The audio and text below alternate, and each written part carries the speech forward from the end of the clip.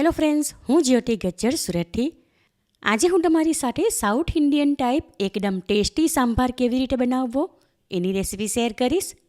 આ રેસીપીમાં સૌથી પહેલાં તો સંભાર માટે મસાલો બનાવશું અને ત્યાર પછી એ જ મસાલો વાપરીને સંભાર બનાવશું. સંભાર માટેનો મસાલો ઘરમાં હોય એ જ સામાન વાપરીને ઓછી મહેનતે ઓછા ટાઈમમાં બનાવી શકાય અને આ મસાલો તમે એકવાર બનાવી દો તો લાંબો ટાઈમ સુધી સ્ટોર કરીને પણ રાખી શકાય. તો ચાલો આજની આ મજેદાર રેસીપી શરૂ કરીએ. સૌથી પહેલાં સંભારનો મસાલો બનાવીએ. એના માટે એક કોટનના કપડા ઉપર 2 ટેબલસ્પૂન વજનમાં 25 ગ્રામ અડદની દાળ લઉં છું. સાથે 2 ટેબલસ્પૂન વજનમાં 25 ગ્રામ ચણા દાળ લઉં છું. હવે આ બંને દાળને કપડાની વચ્ચે રાખીને હાથ વડે ઘસીને નૂછી લઈએ, એટલે એને સ્ટોર કરવા માટે એની ઉપર બોરિક પાવડર લગાવ્યો હોય એ હટી જાય. દાળ ચોખ્ખી કરી લીધી તો હવે એને કપડામાંથી આ ફ્રાય પેનમાં લઉં છું. હવે એમાં 25 ગ્રામ કાશ્મીરી આખા મરચાં ઉમેરું છું. તમારી પાસે એ ન હોય તો એના બદલે દરેલું મરચું મસાલો તૈયાર થઈ જાય ત્યાર પછી એમાં ઉમેરી દેવું. 1/2 કપ વજનમાં 15 ગ્રામ આખા ધાણા, 1 ટેબલસ્પૂન ફૂલ ભરીને વજનમાં 10 ગ્રામ કાળા મરી, 1 ટીસ્પૂન ભરીને આખી મેથી, 20 લવિંગ અને 2 તમાલપત્રના નાના ટુકડા કરીને આમાં ઉમેરું છું. હવે આ બંને દાળની સાથે દરેક મસાલા પણ શેકી લઈએ.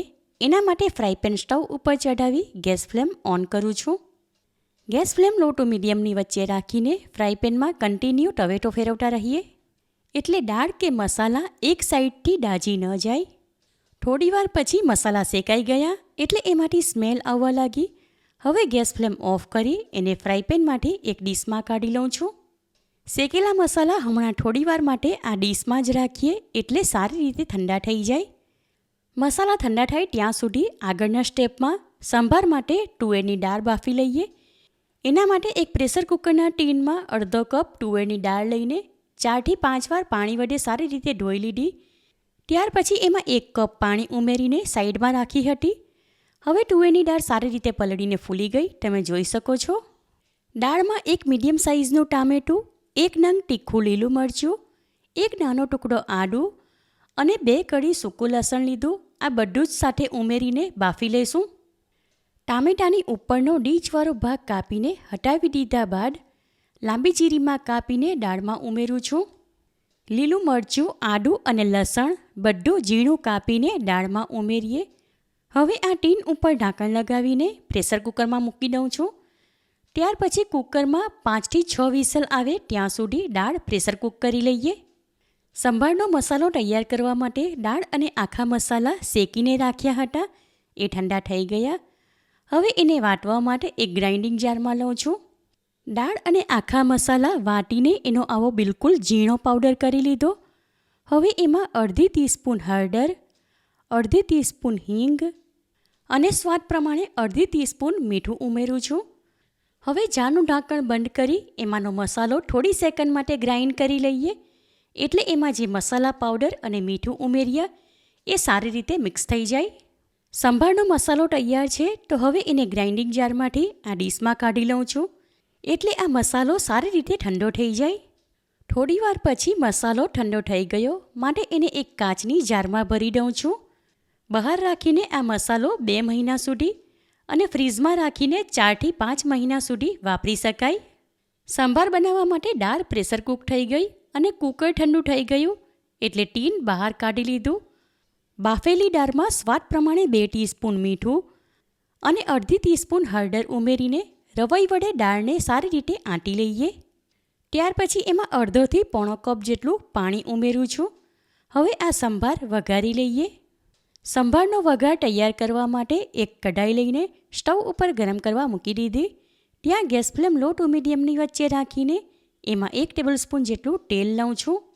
તેલ ગરમ થાય ત્યાર પછી એમાં 1 ટીસ્પૂન રાઈ ઉમેરું છું અને રાઈ ચટકી જાય ત્યાર પછી એમાં 1/2 ટીસ્પૂન હિંગ અને 1/2 કપ જેટલા ઝીણા કાપેલા કાંદા ઉમેરીને મિક્સ કરી લઈએ. સાથે એમાં 2 ટીસ્પૂન સૂકા લાલ વઘારના મરચાં અને 7 થી 8 કઢી લીમડાના પાન ઉમેરું છું.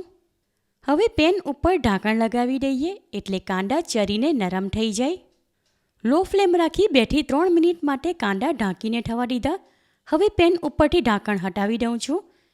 ત્યાર પછી એમાં 1/2 કપ જેટલી છાલ ઉતારીને ઝીણી કાપેલી દૂધી, છાલ ઉતારીને ઝીણું કાપેલું નાની સાઈઝનું રીંગણ અને સરગવાની સિંગના ટુકડા ઉમેરી મિક્સ કરી લઈએ. હવે આમાં અડધી ટીસ્પૂન તીખું લાલ મરચું અને આપણો હોમમેડ સાંભાર મસાલો 2 ટેબલસ્પૂન ઉમેરી સારી રીતે મિક્સ કરી લઈએ. શાકભાજી અને મસાલો થોડીવાર માટે શેકી લીધા. હવે આમાં 1/2 કપ ગરમ પાણી ઉમેરું છું. ત્યાર પછી પેન ઉપર ઢાંકણ લગાવીને ગેસ ફ્લેમ મીડિયમ તરફ કરીશું. થોડીવાર પછી પેન ઉપરથી ઢાંકણ હટાવીને એમાં હલાવી લઈએ. હવે આ ટાઈમ પર દાળ બાફીને રાખી હતી એ આમાં ઉમેરી દઉં છું. હવે જરૂર પ્રમાણે સંભારમાં પાણી ઉમેરી એને ઉકાળી લઈશું. સંભારમાં 1/2 કપ જેટલું આમલીનું ખાટું પાણી અને 1 ટેબલસ્પૂન જેટલો દેશી ગોળ ઉમેરું છું. હવે થોડીવાર માટે લો ફ્લેમ રાખીને સંભાર ઢાંકીને થવા દઈએ એટલે દાળમાં બધા જ મસાલાના ફ્લેવર સારી રીતે આવી જાય અને શાકભાજી પણ સારી રીતે ચરીને નરમ થઈ જાય. હવે થોડીવાર પછી પેન ઉપરથી ઢાંકણ હટાવીને એમાં ચમચા વડે હલાવી લઈએ. સંભાર ઢાંકીને થવા દીધો એટલે એનો કલર પહેલાં કરતાં બદલાઈ ગયો તમે જોઈ શકો છો. અને એમાં શાક ઉમેર્યા હતા એ પણ ચરીને નરમ થઈ ગયા. હવે આ ટાઈમ પર સંભાર એકવાર ટેસ્ટ કરી લઈએ.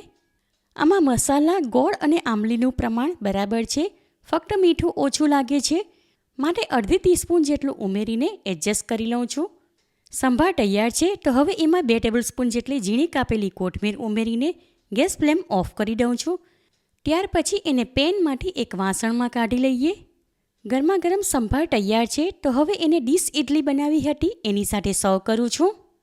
સુપર ટેસ્ટી સાઉથ ટાઈપ સંભાર રેડી છે. હોટેલ કે રેસ્ટોરન્ટમાં હોય બિલકુલ એવો જ આ સંભાર એકદમ ટેસ્ટી બન્યો. આ રીતે ઘરમાં હોય એ જ સામાન વાપરીને સંભાર માટે સ્પેશિયલ મસાલો બનાવીએ તો બહાર હોય એવો સંભાર ઘરે સરળતાથી બનાવી શકાય. દરેક સાઉથ ઇન્ડિયન ડીશ અમારા ઘરમાં બધાની બહુ જ ફેવરિટ અને એમાં પણ ઇડલી સંભાર હોય તો ઇડલી કરતાં સંભાર વધારે જ બનાવવો પડે. ડીશ ઇડલી અને સાથે સંભાર અમને તો ખાવાની મજા પડી ગઈ. તમે પણ આ રેસીપી ટ્રાય કરો. ઘરમાં નાના મોટા બધા જ વખાણ કરીને ખાશે. તમને મારી આ રેસીપી કેવી લાગી એ કમેન્ટ કરીને જણાવો. પસંદ આવી હોય તો વિડીયોને લાઇક અને શેર કરો. ચેનલ પર નવા હો તો સબસ્ક્રાઇબ કરીને બાજુમાં આપેલા બેલ આઇકન પર ક્લિક કરો એટલે આવનાર દરેક નવી રેસીપીઓની જાણકારી તમને મળતી રહે. ફરી મળીશું એક નવી રેસીપી સાથે. Eat healthy and stay healthy.